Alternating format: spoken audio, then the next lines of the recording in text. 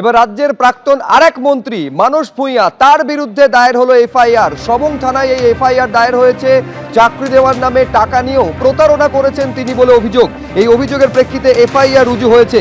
প্রতারণার অভিযোগ সদ্য তৃণমূল ত্যাগীর বিরুদ্ধে। এফআইআর নিয়ে অবশ্য মানস ভূঁইয়া এখনো পর্যন্ত কোনো প্রতিক্রিয়া মেলেনি।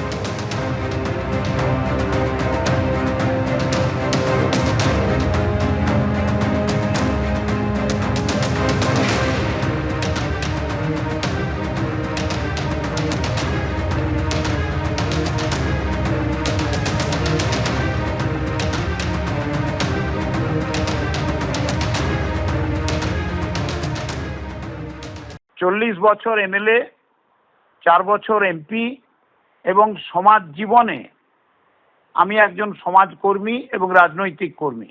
এখন পরাজিত হয়েছি। কত লোক কত কথা বলবে, কত অভিযোগ করবে, জীবনে কারো কাছ থেকে একটা সুপারি খাইনি। আজকে অভিযোগ হচ্ছে আইনের পথে চলবে। 56 বছরের রাজনৈতিক জীবনে কেউ একটা আঙুল তুলে কথা বলতে পারেনি। বর্তমান যিনি বিধায়ক অমল পান্ডা বাবু, তিনি তো জানেন কত মানুষের পেটের ভাত জোগাড় করে দিয়েছি, কত মানুষকে সাহায্য করেছি। তিনি কি মনে করেন যে আমি কারো সঙ্গে এই ধরনের কাজ করতে পারি?